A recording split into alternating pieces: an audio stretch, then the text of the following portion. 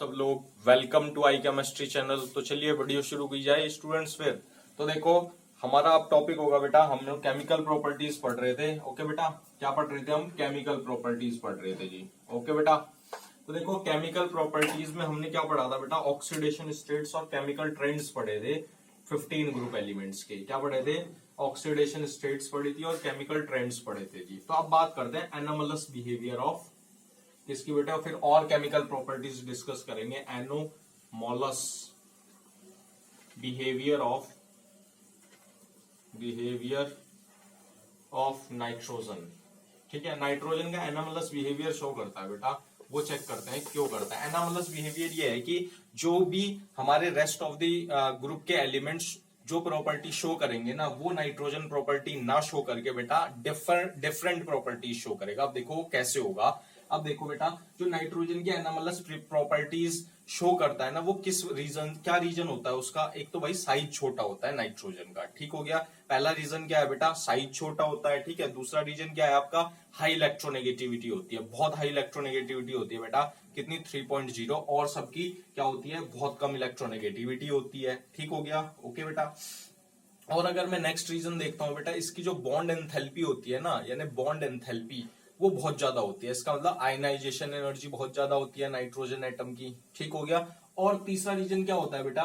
क्या होता है अगला रीजन? क्या होता है इसका जो होता है ना, non availability of D orbitals. एक तो इसमें डी ऑर्बिटल्स नहीं होते। ठीक हो गया। तो जो रिएक्शन हमारे rest of the compound show, rest of the element show करेंगे, वो एलिमेंट, वो प्रॉपर्टीज ये नहीं शो करता। ठीक हो गया, रीजन समझ में आया बेटा? एनोमलस बिहेवियर का रीजन क्या है? अब देखो इसके अंदर एक खासियत ये होती है, इसमें क्या होता है बेटा? एक तो साइज छोटा होने की वजह से ना, इसमें पी पाई बॉन्डिंग की मल्टीपल बॉन्ड्स बनाने की कैपेबिलिटी रखता है। क्या रखता है बेटा? मल्टीपल पी पाई बॉन्ड्स बनाने की ये क्या रखता है? कैपेबिलिटी रखता है। ठीक हो गया, पी पाई मल्टीपल बॉन्ड्स बना सकता है बेटा। ये क्या बना सकता है बेटा? Multiple bonds.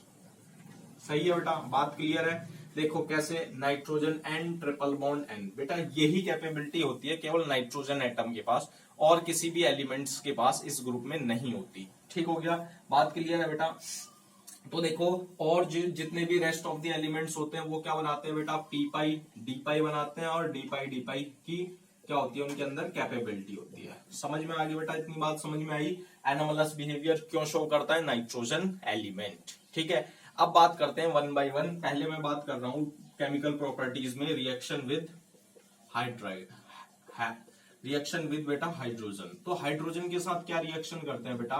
ध्यान से समझना है। हाइड्रोजन के साथ ये सारे के सारे एलिमेंट्स क्या प्रॉपर्टी शो करते हैं? क्या कौन सी केमिकल रिएक्शन शो करते हैं? ये बनाते हैं EH3 के कंपाउंड बनाते हैं। क्या बनाते हैं? जब हाइड्रोजन के साथ मिलते हैं तो ये क्या बनाते हैं बेटा? EH3 कंपाउंड बनाते हैं। ठीक है, EH3 का कंपाउंड बनाते हैं। जैसे मैं एग्जांपल दे रहा हूं बेटा, ई क्या हो सकता है बेटा हमारा? नाइट्रोजन हो सकता है, फॉस्फोरस, ओके, आर्सेनिक हो सकता है, एंटीमनी हो सकता है, और क्या हो सकता है बेटा?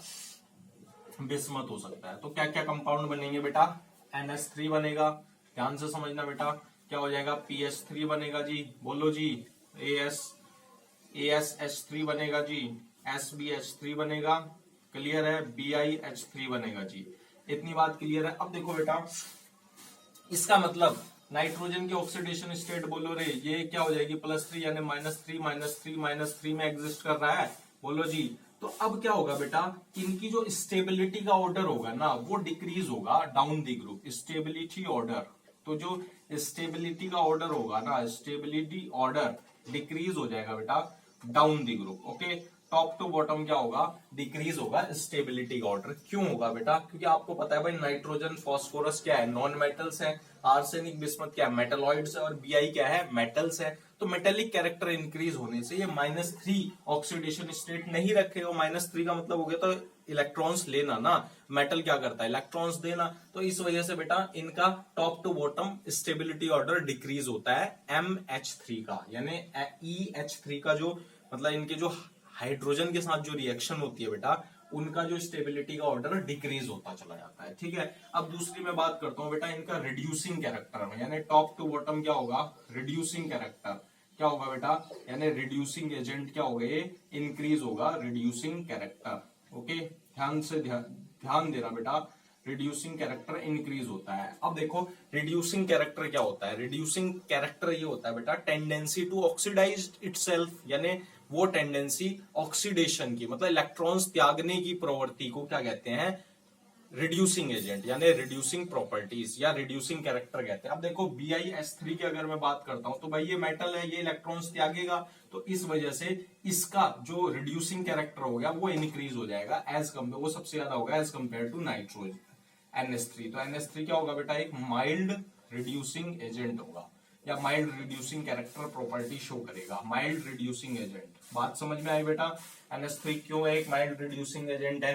इज इट क्लियर और नॉट, बोलो रे यस या नो, क्लियर है बेटा बात। अब नेक्स्ट प्रॉपर्टी हम करते हैं बेटा रिएक्टिविटी टुवार्ड्स ऑक्सीजन, किसके प्रति बेटा, reactivity towards oxygen, reactivity towards oxygen. अब देखो ऑक्सीजन के साथ जब ये ग्रुप रिएक्ट करता है ना, 15 ग्रुप जब रिएक्ट करता है तो बेटा क्या कंपाउंड बनाता है, E2O3 और E2O5 के कंपाउंड बनाता है। क्या बनाता है, E2O3 और एंड E2O5 के कंपाउंड बनाता है। सही है बात समझ में आ रही बेटा।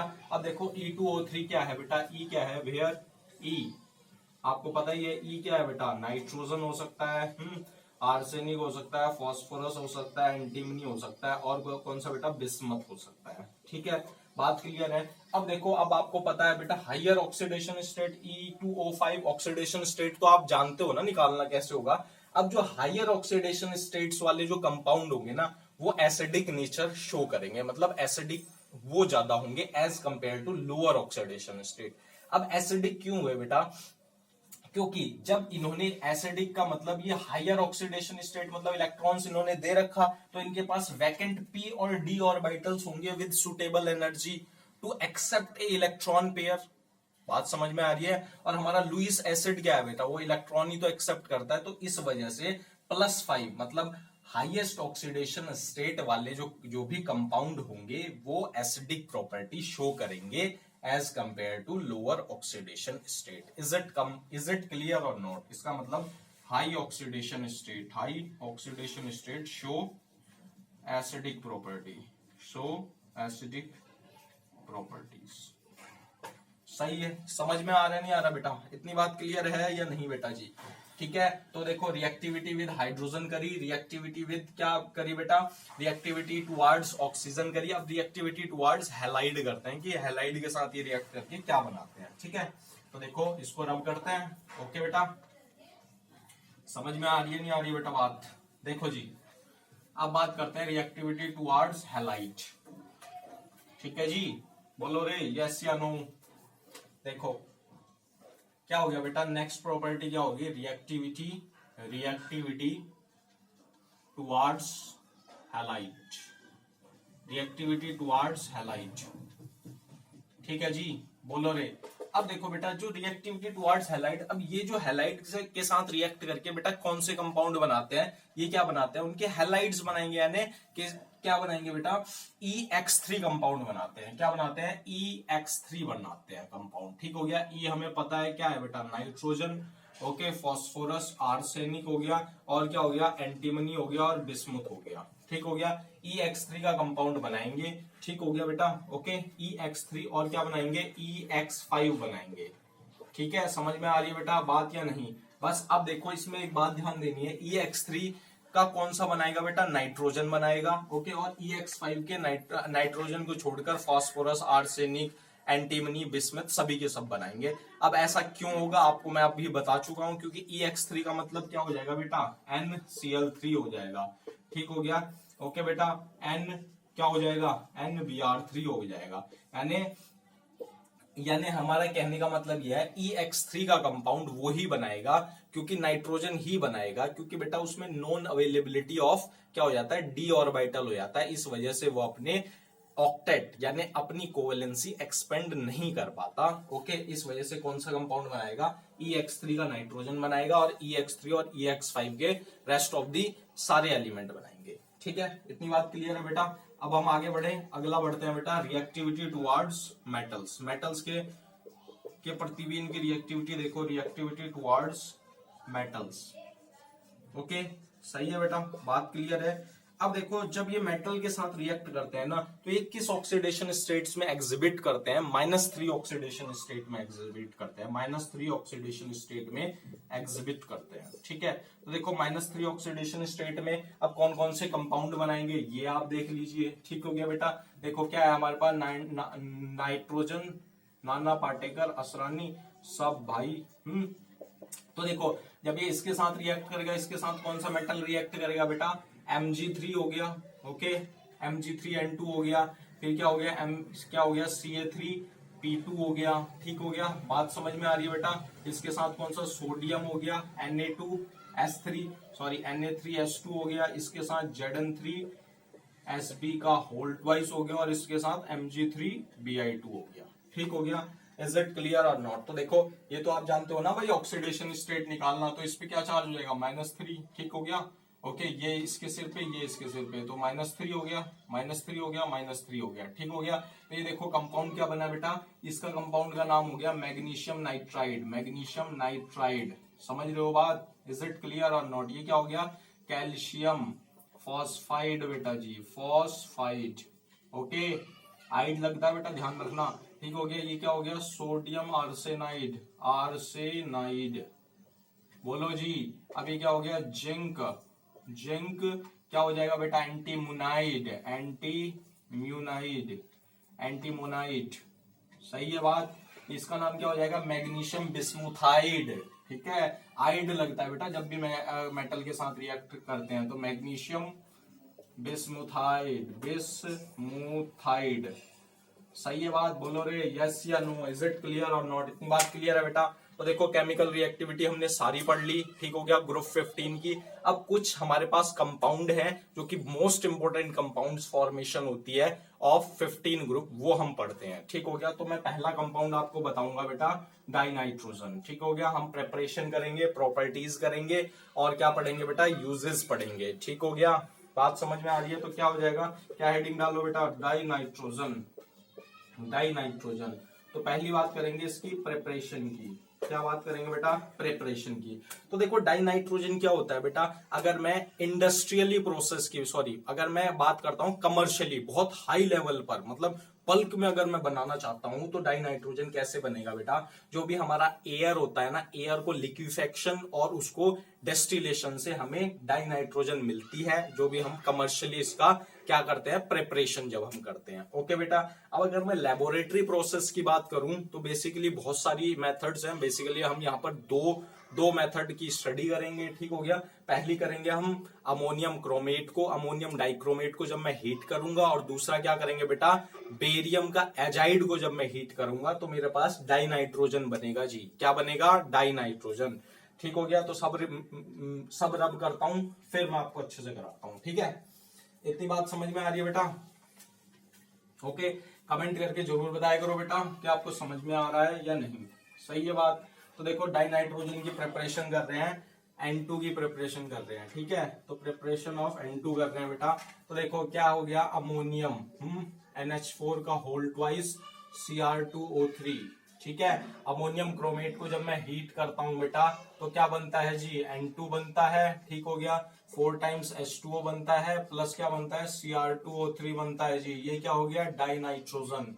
समझ रहे हो बात, बोलो रे यस या नो। ओके, ठीक हो गया। नेक्स्ट क्या है बेटा, जब मैं बेरियम के नाइट्राइड को, नाइट्राइड क्या होता है बेटा, N3 होता है, सॉरी, बेरियम का जो एजाइड होता है ना उसको बोलते हैं Ba2N3 का होल ट्वाइस, Ban3। ठीक हो गया, तो एजाइड होता है बेटा N3। ठीक है, एजाइड क्या होता है, N3। सही है, तो Ban3 का होल ट्वाइस हो गया जी। क्या हो गया, Ban3 का होल ट्वाइस को जब मैं हीट करता हूं बेटा तो क्या बनता है, 3 टाइम्स N2 बनता है, और क्या बनता है, बेरियम अलग हो जाता है जी। ठीक हो गया, ये क्या हो गया बेटा, डाइनाइट्रोजन। ठीक है, समझ रहे हो बात। तो ये क्या होगी बेटा, हमारी लेबोरेटरी प्रिपरेशन हमने कर ली। सही है बात, इज इट क्लियर और नॉट। ओके जी, अब बात करते हैं बेटा इसकी प्रॉपर्टीज के बारे में। प्रॉपर्टीज, ओके, प्रॉपर्टीज की अगर मैं बात करता हूं, पहले बात करते हैं फिजिकल प्रॉपर्टीज। तो बेटा जो हमारी डाइनाइट्रोजन है वो पहली बात कलरलेस गैस है। ठीक हो गया, ना तो उसका कोई कलरलेस है, कलर है, ऑर्डरलेस है और टेस्टलेस है, ना उसका कोई टेस्ट है और वो हमें दिखाई नहीं देती। ठीक हो गया जी। और अगर मैं बात करता हूं डाइनाइट्रोजन की रूम टेम्परेचर, सॉरी उससे पहले मैं बात कर लेता हूं। अब जो हमारा नाइट्रोजन एटम है ना, वो 2 स्टेबल आइसोटोप्स होते हैं बेटा। कौन कौन से स्टेबल आइसोटोप्स होते हैं? 14N होता है, और क्या होता है बेटा? 15 नाइट्रोजन के 2 स्टेबल आइसोटोप्स में नाइट्रोजन क्या एग्जिस्ट करता है। ठीक हो गया बेटा, बोलो जी। ठीक है, अब अगर मैं बात करता हूं बेटा रूम टेम्परेचर पर क्या होती है बेटा, जो डाई नाइट्रोजन होती है वो इनर्ट गैस है। ठीक हो गया, बहुत स्टेबल गैस है, बट जैसे ही मैं टेम्परेचर इंक्रीज करता जाता हूं तो उसकी रिएक्टिविटी बढ़ती चली जाती है। ठीक हो गया बेटा, इज इट क्लियर और नॉट? तो देखो, अब अगर मैं पहली बात करता हूं बेटा डाई नाइट्रोजन की, अगर मैं बात करता हूं तो देखो ये बहुत रिएक्टिव है, मेटल्स के साथ बहुत रिएक्टिव है बेटा। जैसे ही मैं लिथियम की रिएक्शन डाई नाइट्रोजन के साथ कराता हूं तो बेटा क्या बनता है? Li3N2 यानी लिथियम LiN3। ठीक हो गया, बोलो जी यस या नो। ठीक हो गया, Li क्या बनता है बेटा? लिथियम का नाइट्राइड बनता है जी। ओके, क्या बनता है बेटा? लिथियम का नाइट्राइड बनता है, Li3N बनता है। ठीक हो गया, लिथियम का नाइट्राइड बनता है। ठीक हो गया बेटा, ओके, इतनी बात क्लियर है बेटा? सही है, समझ में आ रही है बेटा बात या नहीं? 3 दूनी 6 हो गया, यहाँ पर 6 लिथियम रखेंगे। ठीक हो गया, तो लिथियम यानी कुछ स्पेसिफिक मेटल्स के साथ ये बहुत तेजी से रिएक्ट करके क्या बनाती है? नाइट्रोजन गैस नाइट्राइड्स बनाती है। तो ये क्या हो गया बेटा? लिथियम का नाइट्राइड हो गया। बोलो जी, लिथियम नाइट्राइड हो गया जी। ओके, अब और मेटल के साथ अगर मैं मैग्नीशियम के साथ बात करता हूं N2 की, तो मैग्नीशियम का क्या बनाएगा? नाइट्राइड बनाएगा, Mg3N2 बनाएगा जी। सही है, बात समझ में आ रही है बेटा? तो ये क्या हो जाएगा? 3 टाइम्स ये ले लेंगे। ठीक हो गया, ये क्या हो जाएगा? मैग्नीशियम नाइट्राइड हो जाएगा जी। ठीक हो गया, तो बेटा बेसिकली ये है रूम टेम्परेचर पर क्या होगी? ये बहुत स्टेबल होती है नाइट्रोजन गैस। ठीक हो गया, क्यों होती है? क्योंकि बॉन्ड एंथैल्पी बहुत ज्यादा होती है बेटा, क्योंकि इसका मतलब बॉन्ड को तोड़ने के लिए बहुत एनर्जी रिक्वायरमेंट होती है एट रूम टेम्परेचर। बट जैसे जैसे मैं टेम्परेचर बढ़ाऊंगा क्या होगा बेटा? इसकी रिएक्टिविटी बढ़ने लग जाएगी और ये मेटल्स के साथ तेजी से रिएक्ट करके उनके नाइट्राइड्स बनाती है। तो इसमें क्या बनाया? लिथियम का नाइट्राइड, इसमें क्या बनाया? मैग्नीशियम का नाइट्राइड। क्लियर है? बोलो जी। अब देखो, अब मैं बात करता हूं बेटा, ये हाई टेम्परेचर पर होगी बेटा रिएक्शन। ठीक है, अब देखो इसकी बहुत इंपॉर्टेंट प्रोसेस है। जब ये हाइड्रोजन के साथ मिलकर मिलती है ना, तो ये क्या बनाती है बेटा? अमोनिया का प्रिपरेशन करती है। बहुत इंपॉर्टेंट रिएक्शन है, आपने 11th क्लास में भी पढ़ी होगी, जिसको क्या बोलते हैं? हैबर प्रोसेस बोला जाता है। ठीक है, तो N2 गैस किसके साथ मिली? 3 टाइम्स H2 के साथ मिली, इक्विलिब्रियम में रिएक्शन होती है, 2 टाइम्स NH3 होती है। बोलो रे, 773 केल्विन पर टेम्परेचर रिएक्शन होती है बेटा। समझ रहे हो बात? कौन से टेम्परेचर पर रिएक्शन हो रही है? क्या है बेटा? अमोनिया। बहुत इंपॉर्टेंट है जी, याद रखना अमोनिया की प्रोसेस में इसकी प्रॉपर्टीज है।